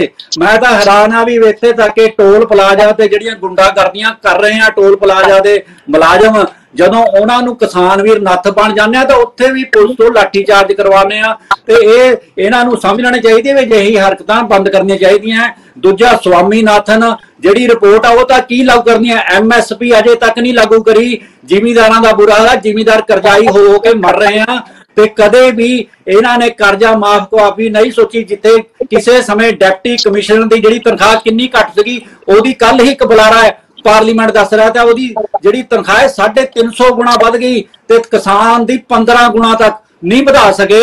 ਤੇ ਕਿਸਾਨਾਂ ਦਾ ਬੁਰਾ ਹਾਲ ਆ ਤੇ ਕਿਸਾਨਾਂ ਨੂੰ ਹਰੇਕ ਕਹੀ ਜਾਂਦੇ ਆ ਕਿਸਾਨਾਂ ਨੂੰ, ਬਲਕਿ ਜਿਹੜੀ ਕਿਸਾਨਾਂ ਦੀ ਕਈ ਵਾਰ ਕਿਸਾਨਾਂ ਦੀ ਫ੍ਰੀ ਬਿਜਲੀ ਵਾਲੀ ਉਹ ਵੀ ਚੁਭੀ ਜਾਂਦੀ ਹੈ ਕਈਆਂ ਨੂੰ ਵੀ ਇਹ ਫ੍ਰੀ ਬਿਜਲੀ ਕਿਉਂ ਦੇ ਰਹੇ ਆ। ਉਹਨਾਂ ਨੂੰ ਇਹ ਨਹੀਂ ਪਤਾ ਵੀ ਇਹ ਜੇ ਨਾ ਕਿਸਾਨ ਵਾਲਾ ਕੰਮ ਬੰਦ ਹੋ ਗਿਆ ਤਾਂ ਜਿਹੜੀ ਕੁਦਰਤ ਦਾ ਵੀ, ਜਿਹੜਾ ਕੁਦਰਤ ਦਾ ਜੀਵ ਜੰਤੂ ਵੀ ਆ, ਸਾਰੇ ਕੁਛ ਹੀ ਕਿਸਾਨੀ ਤੇ ਨਿਰਭਰ ਆ। ਇਨਵਾਇਰਮੈਂਟ ਐਵਰੀਥਿੰਗ ਕੋਈ ਵੀ ਸਾਰੀ ਦੁਨੀਆ ਤਹਿਸ ਨਹਿਸ ਹੋ ਜੂਗੀ। ਕਿਸਾਨੀ ਬਚਾਣੀ ਬਹੁਤ ਜ਼ਰੂਰੀ ਆ ਤੇ ਕਿਸਾਨਾਂ ਨੂੰ ਬਚਾਉਣਾ ਜ਼ਰੂਰੀ ਆ। ਕਿਸਾਨਾਂ ਦੇ ਘਰ ਵੀ ਖਤਮ ਹੋ ਚੁੱਕੇ ਆ। ਕਿਸਾਨਾਂ ਦੇ ਜਿਹੜੀ ਆ ਬੱਚਿਆਂ ਦੀ ਤੁਸੀਂ ਦੇਖ ਲਓ ਪੜ੍ਹਾਈ ਕਿਵੇਂ ਕਰਾਉਣਗੇ, ਮੱਝਾਂ ਗਾਵਾਂ ਸਾਰਾ ਕੁਝ ਇਹ ਅਜੇ ਤੱਕ ਮੁਆਵਜ਼ਾ ਨਹੀਂ ਦੇ ਸਕੇ। ਮੈਂ ਕਹਿਣਾ ਧੰਨਾ ਲੋਕ ਜਿਹੜੇ ਇੱਕ ਦੂਜੇ ਦੀ ਬਾਹ ਫੜ ਰਹੇ ਆ, ਜਿਹੜੇ ਇੱਥੇ ਤੱਕ ਪਨੀਰੀਆਂ ਦੇ ਰਹੇ ਆ, ਜਾ ਕੇ ਘਰਾਂ ਦੇ ਵਿੱਚ ਮਦਦ ਕਰ ਰਹੇ ਆ, ਪਰ ਸਰਕਾਰਾਂ ਕਿੱਥੇ ਨਜ਼ਰ ਆ ਰਹੀਆਂ। ਸਰਕਾਰਾਂ ਬਿਲਕੁਲ ਸਹੀ ਗੱਲ ਆ ਫੋਟੋ ਸ਼ੂਟ ਫੋਟੋ ਸੈਸ਼ਨ ਕਰਾਉਂਦੀਆਂ, ਫਿਰ ਇਸੇ ਦਾ ਕੋਈ ਧਿਆਨ ਨਹੀਂ। ਤੇ ਪੰਜਾਬ ਸਰਕਾਰ ਨੂੰ ਤੇ ਕੇਂਦਰ ਸਰਕਾਰ ਦੀ ਮੈਂ ਗੱਲ ਕਰਦਾ, ਕੇਂਦਰ ਸਰਕਾਰ ਨੂੰ ਨਹੀਂ ਦਿਖਦਾ ਹੈਗਾ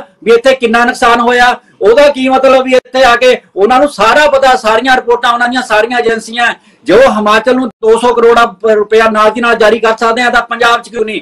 ਪੰਜਾਬ ਉਹ ਵੀ ਇਸ ਕਰਕੇ ਕਰ ਰਿਹਾ ਵੀ ਉੱਥੇ ਵੀ ਬੀਜੇਪੀ ਦੇ ਸੈੱਲ ਬਹੁਤ ਆ, ਭਾਵੇਂ ਸਰਕਾਰ ਕਾਂਰਦੀ ਆ ਪਰ ਬੀਜੇਪੀ ਦੀਆਂ ਸਰਕਾਰਾਂ ਦਾ ਉਹਨਾਂ ਨੂੰ ਲੱਗਦਾ ਹੈ ਵੀ ਬੀਜੇਪੀ ਦੀਆਂ ਵੀ ਪਹਿਲਾਂ ਸਰਕਾਰ ਰਹੀਆਂ, ਹਰ ਗੱਲ ਪੋਲੀਟੀਕਲ ਇਸ਼ੂ ਨਾਲ ਹੋ ਰਹੀ ਆ। ਪਰ ਵਿੱਚ ਇਹਨਾਂ ਨੂੰ ਲੱਗਦਾ ਵੀ ਜਿਹੀ ਕੋਈ ਗੱਲ ਨਹੀਂ, ਇਸ ਕਰਕੇ ਪੰਜਾਬ ਦੇ ਨਾਲ ਵੀ ਵਿਤਕਰਾ ਹੋ ਰਿਹਾ। ਪਰ ਇਹ ਵਿਤਕਰਾ ਜਿਹੜਾ ਤਾਂ ਹੋ ਰਿਹਾ ਕਿਉਂਕਿ ਆਮ ਆਦਮੀ ਪਾਰਟੀ ਵੀ ਗੋਡਿਆਂ ਭਰੀ ਹੋਈ ਬੈਠੀ ਆ। ਉਹਨਾਂ ਦੇ ਜਿਹੜੇ ਹੇਠਾਂ ਲੱਗੀ ਉਹਨਾਂ ਨੂੰ ਹਰ ਇਸ਼ੂ ਦੇ ਵਿੱਚ ਜਿਹੜੀ ਦੋਵੇਂ ਪਾਸੇ ਦਿਖਦੇ ਆ, ਜਿਸ ਤਰ੍ਹਾਂ ਲੋਕ ਨਹੀਂ ਦਿਖ ਰਹੇ ਉਹਨਾਂ ਨੂੰ ਇਕੱਠੇ ਹੋ ਕੇ ਸਾਰੀਆਂ ਸਿਆਸੀ ਪਾਰਟੀਆਂ ਨਾਲ ਲੈ ਕੇ ਸੰਘਰਸ਼ ਕਰਨ ਦੀ ਲੋੜ ਆ। ਤੇ ਨਾਲ ਦੀ ਨਾਲ ਜਿਹੜਾ ਕਹਿੰਦਾ ਸੀਗਾ ਵੀ ਮੈਨੂੰ ਕੇਂਦਰ ਤੋਂ ਸਹਾਇਤਾ ਦੀ ਨਹੀਂ ਲੋੜ, ਵੀ ਮੇਰੇ ਕੋਲ ਪੈਸਾ ਹੈ, ਹੁਣ ਉਹ ਪੈਸੇ ਦੇ ਖਜ਼ਾਨੇ ਕਿਉਂ ਨਹੀਂ ਖੋਲਦਾ? ਕਿਉਂ ਜ਼ਿਮੀਂਦਾਰਾਂ ਤੇ ਜ਼ਬਰ ਕਰ ਰਿਹਾ? ਕਿਉਂ ਜ਼ਿਮੀਂਦਾਰ ਭਰਾ ਸ਼ਹੀਦ ਕੀਤਾ ਹੈ? ਪਹਿਲਾਂ 500 ਸ਼ਹੀਦ ਕਰਾਤੇ ਬੀਜੇਪੀ ਨੇ, ਹੁਣ ਇਹਨਾਂ ਨੇ ਸ਼ਹਾਦਤਾਂ ਸ਼ੁਰੂ ਕਰਤੀਆਂ, ਨਹੀਂ ਹੋਣਾ ਚਾਹੀਦੀਆਂ। ਸੋ ਇਹ ਗੱਲਾਂ ਇਹਨਾਂ ਨੂੰ ਦੇਖਣ ਦੀ ਲੋੜ ਹੈ।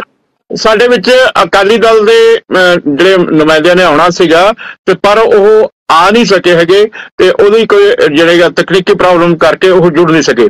ਟੀਨਾ ਜੀ 1 ਮਿੰਟ ਦੇ ਵਿੱਚ ਜਿਹੜਾ ਤੁਹਾਡਾ ਕੀ ਪ੍ਰਤੀਕਿਰਿਆ ਉਹ ਦੱਸੋ ਜਰਾ।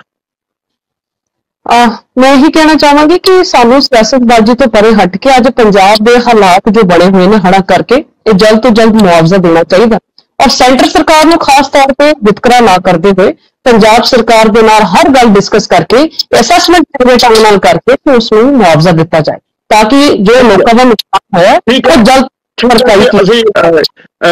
लगता है कि जिहड़ी सरकार है जिस तरीके से असीं डिस्कशन कर रहे हैं ਉਹਦੇ ਤੇ ਇਹ गौर करूगी। सिद्धू साहब एक बहुत बड़ा सवाल तुसीं खड़ा कीता सीगा कि संगरूर दे विच ही एजिटेशन क्यों हुई?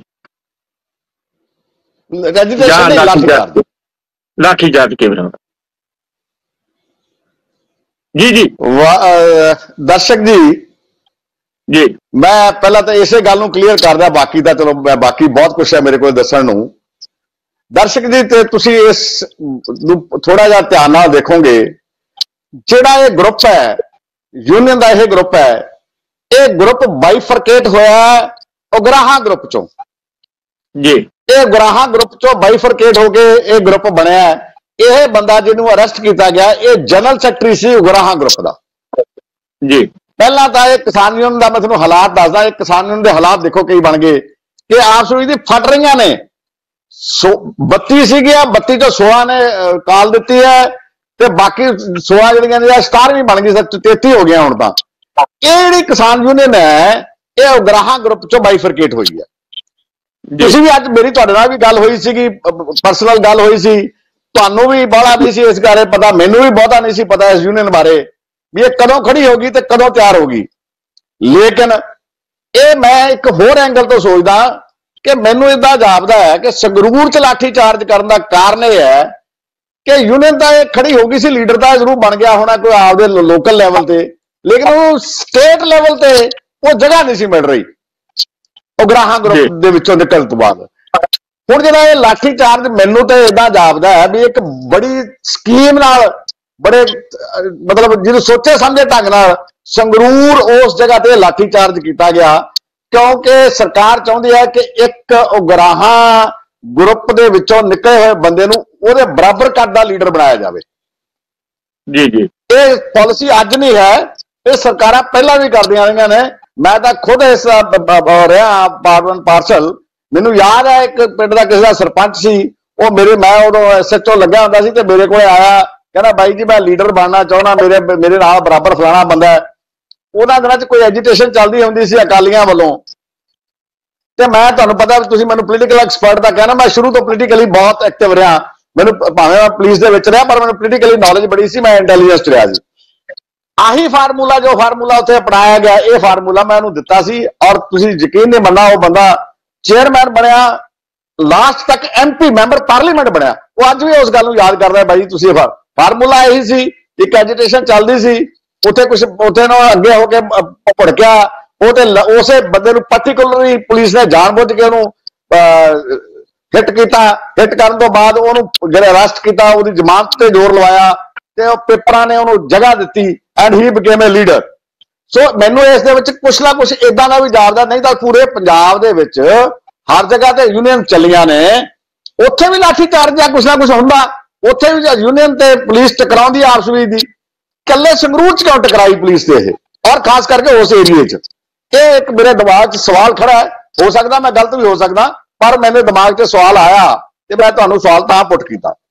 ਅਗਲੀ ਗੱਲ ਜੀ ਵਾਲਿਆ ਸਾਹਿਬ, ਮੈਂ ਸੌਰੀ ਦਰਸ਼ਕ ਜੀ, ਮੇਰੇ ਭੈਣ ਬੋਲ ਰਹੇ ਸੀ ਕਾਂਗਰਸ ਵਾਲੇ, ਮੈਂ ਇਹਨਾਂ ਨੂੰ ਇੱਕ ਗੱਲ ਕਲੀਅਰ ਕਰ ਦਿਆਂ ਕਿ ਰਿਪੇਰੀਅਨ ਲਾਅ ਵੇਲੇ ਕਿਉਂ ਨਹੀਂ ਬੋਲਦੀ ਕਾਂਗਰਸ, ਪੰਜਾਬ ਦੀ ਕਾਂਗਰਸ ਰਿਪੇਰੀਅਨ ਲਾਅ ਦੇ ਉੱਤੇ ਕਿਉਂ ਨਹੀਂ ਬੋਲਦੀ ਕਿ ਜਦੋਂ ਪਾਣੀ ਆਉਂਦਾ, ਹੜ੍ਹ ਆਉਂਦਾ ਹਿਮਾਚਲ 'ਚੋਂ ਤਾਂ ਨੁਕਸਾਨ ਹੁੰਦਾ ਪੰਜਾਬ ਦਾ, ਤੇ ਜਦੋਂ ਉਹਦੇ ਕੋਈ ਫਾਇਦੇ ਦੇਣੇ ਹੁੰਦੇ ਨੇ ਉਦੋਂ ਹਿਮਾਚਲ ਦਾ CM ਕਹਿੰਦਾ ਹੈ ਕਿ ਅਸੀਂ ਤਾਂ ਜੀ ਪਾਣੀ ਪੰਜਾਬ ਦਾ ਉੱਥੇ ਹੀ ਰੋਕ ਲਾਂਗੇ, ਉੱਤੇ ਰੋਕ ਲਾਂਗੇ, ਜਾਂ ਅਸੀਂ ਨਹਿਰ ਕੱਢ ਦਿਆਂਗੇ। ਉਦੋਂ ਸਾਡੀਆਂ ਇਹ ਜਿਹੜੀਆਂ ਭੈਣਾਂ ਕਾਂਗਰਸ ਵਾਲੀ ਵੀਰ ਉਦੋਂ ਕਿਉਂ ਨਹੀਂ ਕਹਿੰਦੇ? ਦੂਜੀ ਗੱਲ, ਜਦੋਂ ਸਾਡਾ ਪਾਣੀ ਰਾਜਸਥਾਨ ਨੂੰ ਜਾਂਦਾ ਹੈ, ਜਦੋਂ ਬਾਕੀ ਸਾਰੀਆਂ ਪਾਰਟੀਆਂ ਪੰਜਾਬ ਦੇ ਹੱਕ 'ਚ ਖੜ ਕੇ ਗੱਲ ਕਹਿੰਦੀਆਂ ਨੇ ਕਿ ਪੰਜਾਬ ਦੇ ਉਸ ਪਾਣੀ ਦਾ ਇਵਜ਼ਾਨਾ ਮਿਲਣਾ ਚਾਹੀਦਾ, ਮਿਲਣਾ ਵੀ ਚਾਹੀਦਾ। ਜਦੋਂ ਅਸੀਂ ਬਿਹਾਰ 'ਚੋਂ, ਝਾਰਖੰਡ 'ਚੋਂ ਜਾਂ ਕਿਤੋਂ ਕੋਲਾ ਲੈ ਕੇ ਆਉਂਦੇ ਆ, ਉਹ ਉਹਨਾਂ ਦੇ ਰਿਸੋਰਸਿਸ ਨੇ, ਜੋ ਉਹਨਾਂ ਦੇ ਰਿਸੋਰਸਿਸ ਤੋਂ ਵਿੱਚੋਂ ਸਾਨੂੰ ਅਸੀਂ ਲੈਂਦੇ ਆ, ਤਾਂ ਸਾਨੂੰ ਉਹਨਾਂ ਨੂੰ ਪੈਸਾ ਦੇਣਾ ਪੈਂਦਾ। ਲੇਕਿਨ ਇੱਥੇ ਕੋਈ ਗੱਲ ਨਹੀਂ ਕਰਦਾ। ਇੱਥੇ ਕਾਂਗਰਸ ਜਿਹੜੀ ਹੈ ਉਹ ਕਦੇ ਸੈਂਟਰ ਨਾਲ ਜਾ ਖੜਦੇ, ਕਦੇ ਇਹੀ ਹਾਲ BJP ਦਾ, ਇਹੀ ਹਾਲ ਅਕਾਲੀਆਂ ਦਾ, ਇਹੀ ਹਾਲ ਸਾਰਿਆਂ ਦਾ। ਅਗਲੀ ਗੱਲ, ਇੱਥੇ ਇੱਕ ਮਤਲਬ ਇੰਪੋਰਟੈਂਟ ਗੱਲ ਨਾ ਛੁੱਟ ਜੇ ਦਰਸ਼ਕ ਜੀ, ਇੱਕ ਬੜੀ ਤੁਸੀਂ ਪਿਛਲੇ ਦਿਨਾਂ ਸ਼ਾਇਦ ਰਿਪੋਰਟ ਤੁਹਾਡੇ ਤੋਂ ਮਿਸ ਹੋ ਗਈ ਜਾਂ ਨਾ ਹੋ ਗਈ, ਜਿਹੜੇ 3 ਲਾਅ ਬਣੇ ਸੀਗੇ ਨਾ, ਉਹਨਾਂ 'ਚ ਇੱਕ ਬੜੀ ਅਜੀਬ ਗੱਲ ਹੋਈ ਹੈ। ਮੈਂ ਤਾਂ ਕਿਹਾ ਸੀ ਕਾਲੇ ਕੋਟਾਂ ਵਾਲੇ ਬਣਾਉਂਦੇ ਨੇ। ਉਹਦੇ 'ਚ ਜਿਹੜੀ ਇੱਕ ਟਾਸਕ ਫੋਰਸ ਬਣਾਈ ਗਈ ਸੀ ਮੋਦੀ ਜੀ ਵੱਲੋਂ, ਉਹ ਜਿਹੜੀ ਟਾਸਕ ਫੋਰਸ ਬਣੀ ਸੀ, ਉਸ ਟਾਸਕ ਫੋਰਸ ਨੂੰ ਜਿਹੜਾ ਹੈਡ ਕਰ ਰਿਹਾ ਸੀ ਉਹ ਇੱਕ NRI ਸੀ। ਉਹਦਾ ਮਰਾਠਾ, ਉਹਦਾ ਪੂਰਾ ਨਾਮ ਮੈਨੂੰ ਯਾਦ ਨਹੀਂ, ਪਿਛਲੇ ਪਾਸੇ ਉਹਦੇ ਮਰਾਠਾ ਲੱਗਦਾ ਹੈ, ਉਹ NRI ਹੈ।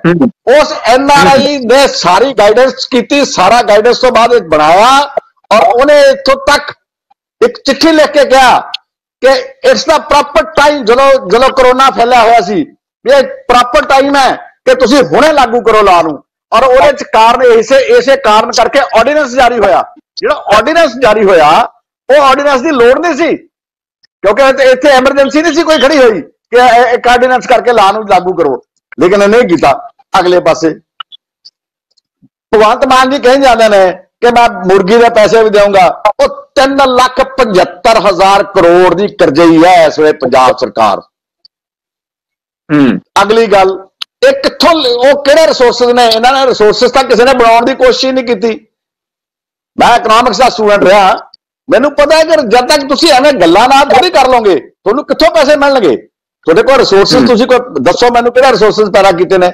ਤੁਹਾਡੇ ਕੋਲ ਕੋਈ ਇੰਡਸਟਰੀ ਆਉਣ ਨੂੰ ਤਿਆਰ ਨਹੀਂ ਜਿਹੜੀ ਤੁਹਾਨੂੰ ਟੈਕਸ ਵਧਾਵੇ। ਤੁਹਾਡੇ ਕੋਲੇ ਕੋਈ ਹੋਰ ਨੈਚੁਰਲ ਰਿਸੋਰਸਿਸ ਤੁਹਾਡੇ ਕੋਲੇ ਹੈ ਨਹੀਂ, ਸਵਾਏ ਰੇਤੇ ਤੋਂ, ਉਹ ਵੀ ਰੇਤਾ ਵੀ ਤੁਹਾਡੇ ਆਪਦੀ ਸਟੇਟ ਚੋਂ ਗਈ ਹੈ। ਤੁਸੀਂ ਸ਼ਰਾਬ ਵੇਚ ਕੇ, ਨਸ਼ਾ ਵੇਚ ਕੇ ਤਾਂ ਪੂਰੇ ਕਰ ਦਿਓ ਪੈਸੇ, ਮੈਕਸਿਮਮ ਪੈਸੇ ਪੂਰੇ ਕਰ ਦਿਓ। ਜਾਂ ਤੁਸੀਂ ਹੋਰ ਨਵੇਂ ਲਾ ਲਿਆ ਕੇ ਲੋਕਾਂ ਦੇ ਬੋਝ ਪਾ ਕੇ ਲੋਕਾਂ ਤੋਂ ਇਕੱਠੇ ਕਰਦੇ ਹੋ ਪੈਸੇ। ਤੁਹਾਡੇ ਕੋਲ ਪੈਸਾ ਜਦੋਂ ਹੈ ਹੀ ਨਹੀਂ, ਤੁਹਾਡੇ ਕੋਲ ਰਿਸੋਰਸਸ ਨਹੀਂ ਹੈਗੇ, ਤੁਸੀਂ ਕਿਵੇਂ ਕਹਿ ਦਿੰਦੇ ਹੋ? ਮੈਂ ਅਗਲੀ ਗੱਲ ਕਹੂੰਗਾ ਕਿ ਸਾਡਾ ਵੀ ਕਸੂਰ ਹੈ, ਸਾਡੇ ਲੋਕਾਂ ਦਾ ਵੀ ਕਸੂਰ ਹੈ। ਜੇ ਸਾਨੂੰ ਆਪਦੀ ਸਟੇਟ ਦਾ ਪਿਆਰ ਹੈ, ਜੇ ਅਸੀਂ ਚਾਹੁੰਦੇ ਹਾਂ ਕਿ ਸਾਡੀ ਸਟੇਟ ਤਰੱਕੀ ਕਰੇ, ਤੇ ਅਸੀਂ ਵੀ ਵਾਹੀਆਤ ਗੱਲਾਂ ਨਾ ਕਰੀਏ। ਜਿਹੜੀਆਂ ਗੱਲਾਂ ਸਾਡੇ ਤੋਂ ਸਾਨੂੰ ਪਤਾ ਹੈ ਕਿ ਜੋ ਸਟੇਟ ਇੰਨੀ ਕਮਜ਼ੋਰ ਹੈ, ਤੁਸੀਂ ਯਕੀਨ ਨਹੀਂ ਮੰਨਣਾ ਕਿ 700 ਕਰੋੜ ਤਾਂ ਅਸੀਂ ਐਡਵਰਟਾਈਜ਼ਮੈਂਟ ਵਾਸਤੇ ਰੱਖੀ ਬੈਠੇ 750 ਕਰੋੜ ਦਾ। ਉਹ ਵੀ ਮੈਂ ਤੁਹਾਨੂੰ ਪਤਾ ਹੈ, ਅਸੀਂ ਉਹਨੂੰ ਕਿਉਂ ਨਹੀਂ ਡਾਇਵਰਟ ਕਰਦੇ? ਕੀ ਲੈਣਾ ਐਡਵਰਟਾਈਜ਼ਮੈਂਟ ਤੋਂ? ਅਗਲੀ ਗੱਲ, 50 ਲੱਖ ਰੁਪਇਆ ਕੱਲੇ ਪਟਿਆਲੇ 'ਚ ਲੱਗਿਆ ਆ। ਹੁਣ ਜੇ ਉਹੀ 50 ਲੱਖ ਰੁਪਇਆ ਬਿਜਲੀ ਨੂੰ ਠੀਕ ਕਰਨ ਵਾਸਤੇ ਲੱਗਿਆ, ਜੇ ਉਹੀ 50 ਲੱਖ ਰੁਪਇਆ ਚਲੋ ਹੋਰ ਨਹੀਂ ਤਾਂ ਥੋੜਾ ਬੜਾ ਵੰਡਿਆ ਜਾਂਦਾ, 5-5 7-7 ਲੱਖ ਦਿੱਤਾ ਜਾਂਦਾ ਪਿੰਡਾਂ 'ਚ। ਘੱਟੋ ਘੱਟ ਜਿਹੜੇ ਟਰੈਕਟਰ ਚੱਲਦੇ ਨੇ ਅੱਜ, ਜਿਹੜੇ ਬੰਨਾਂ ਦੇ ਟਰੈਕਟਰ ਚੱਲਦੇ ਨੇ, ਉਹਨਾਂ ਦਾ ਥੋੜਾ ਬੜਾ ਡੀਜ਼ਲ ਹੀ ਪੂਰਾ ਹੋ ਗਿਆ ਹੁੰਦਾ। ਕੀ ਲੋੜ ਸੀ ਸਾਨੂੰ ਇਦਾਂ ਦੀ ਕਰਨ ਦੀ ਗੱਲਾਂ?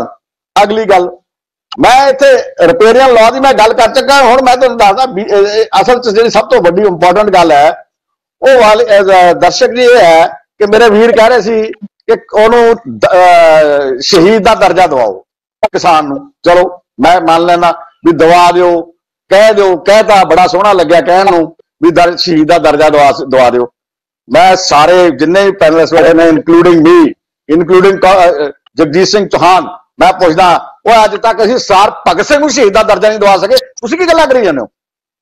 ਦੱਸੋ ਜੇ ਦਵਾ ਸਕੇ ਹੁੰਦਾ। ਤੁਹਾਡੇ 13 ਪਾਰਲੀਮੈਂਟੇਰੀਅਨ ਜਾਂਦੇ ਆ ਉੱਥੇ, ਔਰ ਬਾਕੀ ਪਾਰਲੀਮੈਂਟੇਰੀਅਨ ਨੂੰ ਜਾਂਦੇ ਨੇ। ਦਵਾਤਾ ਤੁਸੀਂ?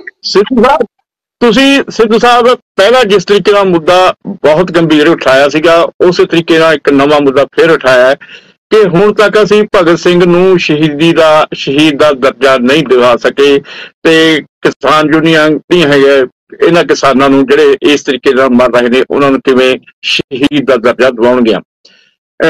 ਸਿੱਧੂ ਸਾਹਿਬ ਖਾਸ ਤੌਰ ਤੇ ਗੱਲ ਤਾਂ ਇਹ ਹੈ ਕਿ ਕਿਸਾਨ, ਅਸੀਂ ਵਾਰੀ ਇਹੀ ਕਹਿੰਦੇ ਆ, ਉਹਨਾਂ ਦੇ ਉੱਤੇ ਲਗਾਤਾਰ ਮਾਰ ਪੈ ਰਹੀ ਹੈ, ਕਦੇ ਕੁਦਰਤ ਪੈਂਦੀ ਹੈ, ਕਦੇ ਸਰਕਾਰਾਂ ਦੀ ਮਾਰ ਪੈਂਦੀ ਹੈ। ਪਰ ਅਫਸੋਸ ਦੀ ਗੱਲ ਇਹ ਹੈ ਕਿ ਸਰਕਾਰਾਂ ਦਾਅਵਾ ਤਾਂ ਇਹ ਕਰ ਰਹੀਆਂ ਕਿ ਕਿਸਾਨਾਂ ਦੀ ਆਮਦਨ ਦੁੱਗਣੀ ਹੋ ਜਾਊਗੀ, ਜਦੋਂ ਇਹ ਜੀ ਮਾਰ ਪੈਂਦੀ ਹੈ ਤਾਂ ਮੁਰਗੀ ਤੱਕ ਦਾ ਮੁਆਵਜ਼ਾ ਦਿੱਤਾ ਜਾਊਗਾ, ਪਰ ਗੱਲ ਉੱਥੇ ਖੜੀ ਰਹਿੰਦੀ ਹੈ। ਪਰ ਨਾਲ ਇਹ ਵੀ ਹੈ ਕਿ ਕਿਸਾਨ ਲਗਾਤਾਰ ਵੱਧਦੀਆਂ ਜਾਂਦੀਆਂ ਨੇ। ਇਕੱਠਿਆ ਹੋਣਾ ਚਾਹੀਦਾ, ਇਕਜੁੱਟ ਹੋ ਕੇ ਇਹਨਾਂ ਸਰਕਾਰਾਂ ਦੇ ਖਿਲਾਫ ਸੰਘਰਸ਼ ਕਰਨਾ ਚਾਹੀਦਾ, ਤਾਂ ਹੀ ਇਹ ਮੁਆਵਜ਼ਾ ਮਿਲੂਗਾ, ਤਾਂ ਹੀ ਕਿਸਾਨਾਂ ਦੀ ਜਿਹੜੀ ਸਥਿਤੀ ਹੈ ਬਿਹਤਰ ਹੋਊਗੀ। ਸਿੱਧੂ ਸਾਹਿਬ, ਚੌਧਰੀ ਜੀ, ਚੌਹਾਨ ਸਾਹਿਬ, ਸੋਲਮੈਨ ਮੈਡਮ ਹੈ ਨਹੀਂ ਗੇ, ਬਰਾੜ ਸਾਹਿਬ, ਤੁਸੀਂ ਸਾਰੇ ਇਸ ਚਰਚਾ ਦੇ ਵਿੱਚ ਸ਼ਾਮਲ ਹੋਏ, ਤੁਹਾਡਾ ਬਹੁਤ ਧੰਨਵਾਦ। ਤੇ ਸਾਡੇ ਦਰਸ਼ਕਾਂ ਦਾ ਵੀ ਬਹੁਤ ਧੰਨਵਾਦ ਜਿਨ੍ਹਾਂ ਨੇ ਇਹ ਚਰਚਾ ਸੁਣੀ। ਤੇ ਕੱਲ ਨੂੰ ਫੇਰ ਕਿਸੇ ਨਵੇਂ ਵਿਸ਼ੇ ਦੇ ਨਾਲ ਤੁਹਾਡੇ ਰੂਬਰੂ ਹੋਣ ਤੱਕ ਮੈਨੂੰ ਦਿਓ ਆਗਿਆ। ਸਤਿ ਸ੍ਰੀ ਅਕਾਲ। ਚਰਚਾ।